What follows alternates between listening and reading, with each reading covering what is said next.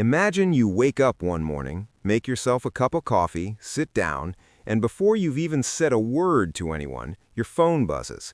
You check it, and there it is, a small notification. Maybe it's from your brokerage app, maybe it's from a savings account, maybe it's from a dividend payment. Whatever it is, the message says the same thing. You just made money while you were asleep. Now, here's the thing. Maybe it's only $5, maybe it's 20, maybe it's just a few cents. And logically, your brain knows that $5 is not life-changing money. $5 won't pay your rent, it won't fix your car, it won't even cover a decent lunch in most cities. But something still happens inside you. Something shifts. And that feeling, that weird, electric, almost irrational feeling, is actually one of the most important psychological moments in a person's entire financial life.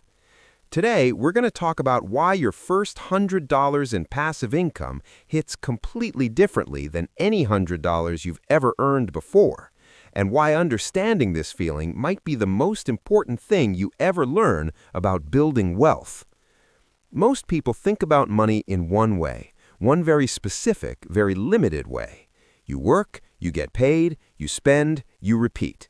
That's the model we all grew up watching. Your parents did it, their parents did it. You go to school, you get a job, you trade your time for money, and if you're lucky, you save a little on the side. And within that model, all money feels basically the same, right? $100 from your paycheck and $100 from anywhere else should feel identical. Money is money, numbers on a screen. Except they don't feel the same, not even close. And this isn't just an emotional quirk, this is actually psychology.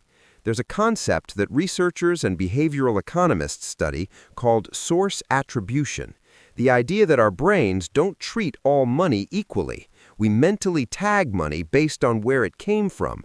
We give it a story, we attach meaning to it. Money you worked hard for feels different from money you found. Money you saved feels different from money you inherited. And money that showed up while you were doing absolutely nothing, that feels different from everything else. The problem is, most people spend their entire lives inside that one loop. Work, earn, spend, repeat. And they never experience the other side. They never feel what it's like when money starts to move without them.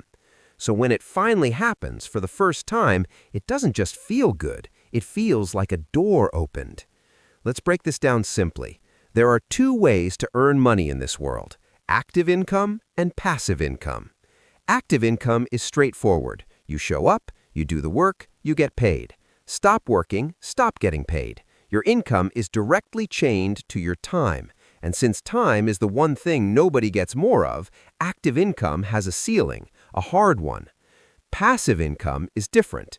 It's money that comes from something you set up, an investment, a dividend-paying stock, a savings account with decent interest, a piece of content, a rental property.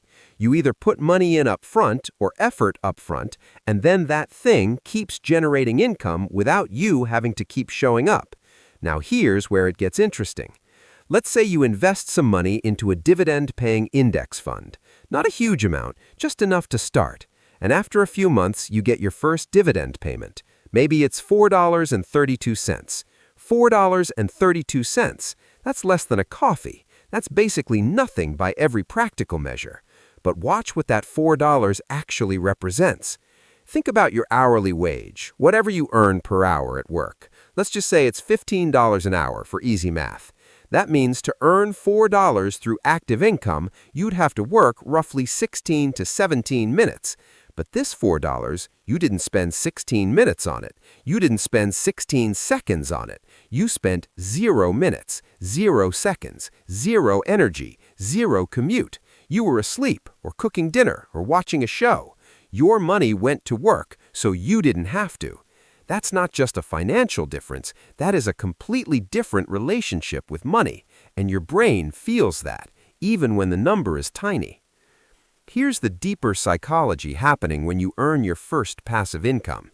There's a researcher named Daniel Kahneman, a Nobel Prize winner who spent decades studying how humans make decisions about money. One of his core findings is that humans are not rational about money. We're emotional, we're psychological. and the way we feel about a financial event often matters more than the actual numbers involved. When you earn your first passive income, a few powerful psychological things happen at once.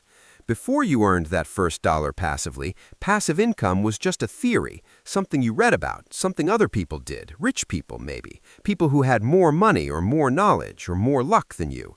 But once it happens, even once, it becomes real. Your brain has evidence now, not hope, evidence. And that shift from hope to proof changes everything about how you approach building wealth going forward. This is the subtle one, the one most people don't talk about. Before passive income, you identified as someone who works for money. That's not a criticism, that's most people. But the moment money moves without you, something in your identity starts to update. You're no longer just a worker. You're also someone whose money works. You start to think like an owner, even in a small way, and how you think about money changes what you do with money. When you earn $4 passively, your brain doesn't just register $4, it starts doing math. It starts asking, if $4 came from this much invested, what would happen if I had 10 times as much, 100 times as much? Suddenly, passive income isn't an abstract concept anymore. It's a scalable system you can see clearly. And humans act very differently when they can see the path forward clearly. This is why financial educators always say, get your first dollar of passive income as fast as you can. Not because $1 changes your finances, but because $1 changes your thinking.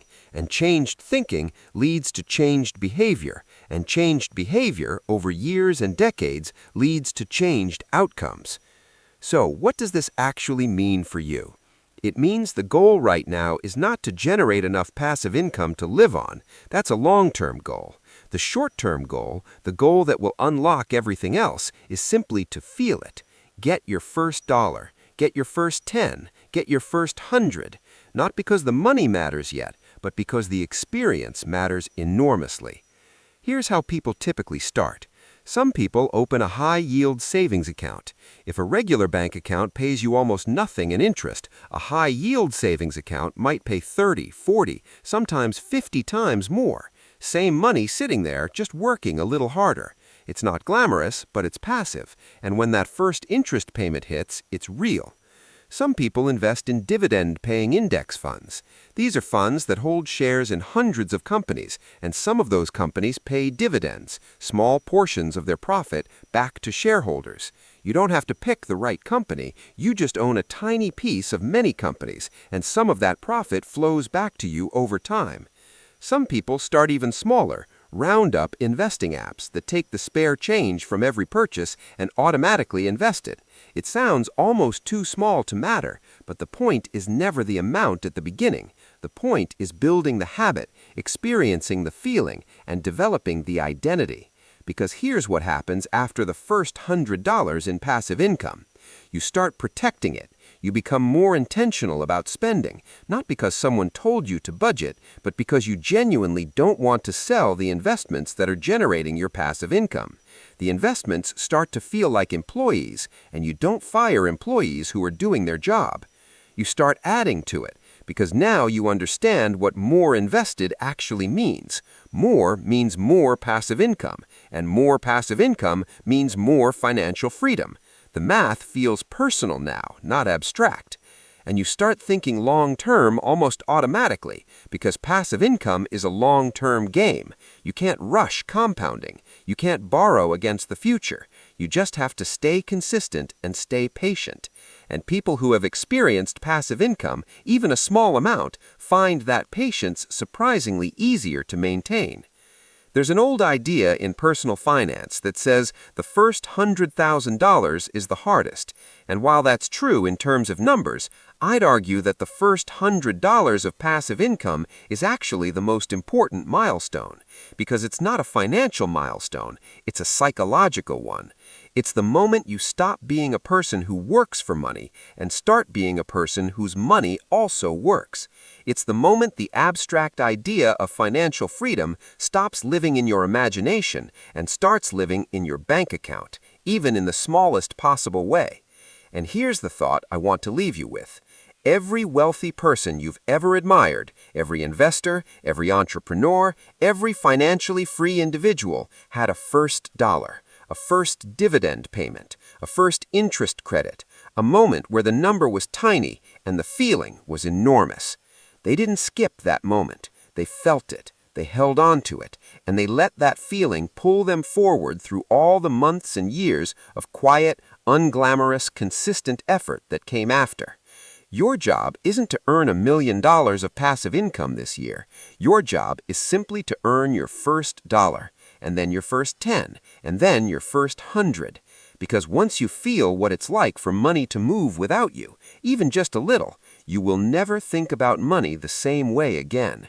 And that changed thinking, that's where wealth actually begins. If this video made you think about money differently, share it with someone who needs to hear it. And if you want to keep learning how money and psychology connect, you're in the right place.